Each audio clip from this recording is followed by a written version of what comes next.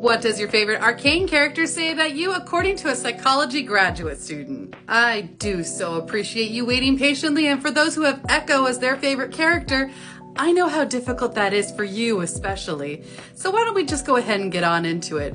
What does it mean if this boy wonder is your favorite character? Ekko is such an interesting character, which is exactly what people could say about you. From the way that you walk, to the way that you talk, to the way that you're sitting right now, that's just a little bit different than the people around you. You march to the beat of your own drum. You are not a person who thinks inside the box. You take the box, you turn it upside down, you stand on top of it, and then you speak your cause. Whether that is your favorite social justice issue, your favorite video game, or the reason why you're going to tell every single person around you that Ekko is best boy. And no, you will not hear any argument. It just is.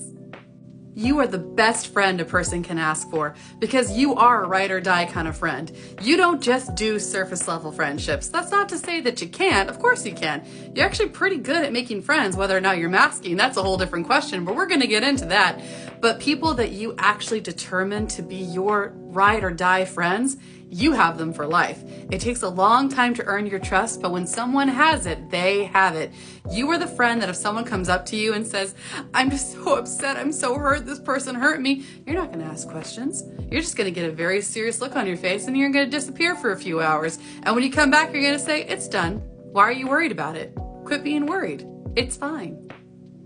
There was a saying when you were a child that filled you with so much rage. And because I'm kind, despite what people say in the comments, I'm going to go ahead and warn you ahead of time so you're emotionally prepared. Are you ready? Here it comes. Because I said so. Oh, I felt that in my chest. Oh man, did you hate that when you were a kid, and you hate it even more now. If you ask why something is the way it is and someone just says, because I said so, especially if they're telling you to do something, no. That's not gonna work. You need to have a detailed reason as to why something is the way it is. Why is this person an authority over you? Why does this person know better than you do? You need to have a solid explanation of why. If not, you're not gonna listen to that person. You're gonna laugh in their face and walk off. Or at least you are in your brain. How are those overthinking conversations when you're laying in bed at night and you're pretty sure that you've messed something up and that you said the wrong thing, did the wrong thing, and there's no possible way that you came out of a situation as gracefully as you intended? Yeah? Tell me about it. Ekko is a loyal and kind friend. He believes the best in the people around him, but that doesn't mean that he's going to allow them to walk all over him. He is the kind of friend who will be there when you need help, but he's also going to tell you when you did something wrong. He's not going to be the kind who's going to sit there and be like, it's okay, you can cry on my shoulder. Just like you are the person who's going to say, you know what, that really sucked, but at least it was funny. Or at least you got a really good story out of it. Or did you make sure to record it because that's really good content?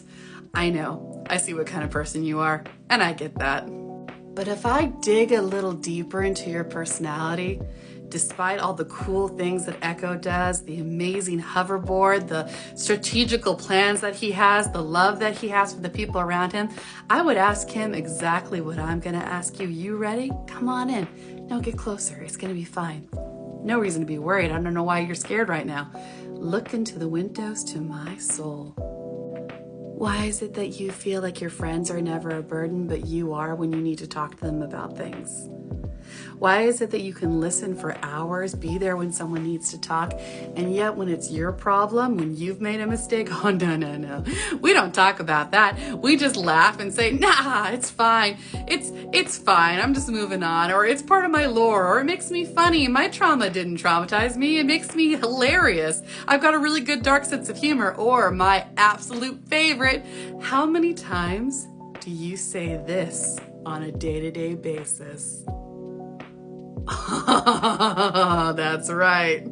You are so busy making sure that everybody in your life is okay, that they have what they need, that you can provide whatever you can for them and that they are happy, but no one ever has the ability to check on you. Because if they do, no, don't get me wrong. You have friends that absolutely will. You also have friends that would be so happy to be there for you, and you know that. Deep down inside, you know that. But you cannot fathom a world where you cry, or you tell someone I'm tired, or I'm scared, or I don't believe that I am as good as people think that I am, or I need to unload all of my issues, but I'm so scared of burdening you. Does that sound right? Why is it that your friends can make mistakes, your friends can have these problems, and you'll be the one on the phone listening for hours, but the second the spotlight turns on you, that's a different story. Suddenly you're a burden. Suddenly you're an annoyance. Suddenly you're everything that's wrong that you would never think of another person, but because it's you, then that's not okay, because that's not who you are. You've got to be the funny one. You've got to be the fun person. You've got to be the positive influence. You need to be the strong one until your walls come down. And you are so terrified of what will happen if they do. Because, much as we said with some of the other characters, you can put up walls and they'll keep out the sadness and the pain, but they'll also keep out the love. And what a terrible loss it would be for you to not experience that love, and more so for the rest of the world, not to experience that amazing love that you can give. You are incredible, and it does not make you weak. It doesn't make you pathetic. It doesn't make you a burden to share that with other people.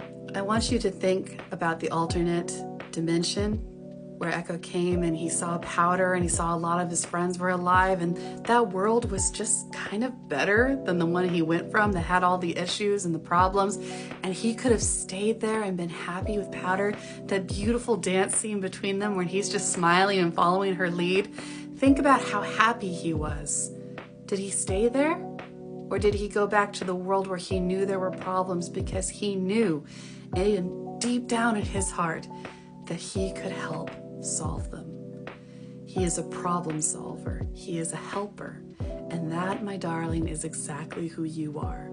You will give the shirt off of your back if someone asks you. And you'll give them your energy, and you'll give them your time. You'll give them anything that they need because you are so happy and so lucky to have the friends that you do. But friendship goes both ways. You have to be willing to be vulnerable with them, even though it scares you. You need to be willing to trust your friends the way that they trust you. And it's okay to be selfish. It's okay to say what you want. It's okay to be vulnerable. It's okay to say, you know what?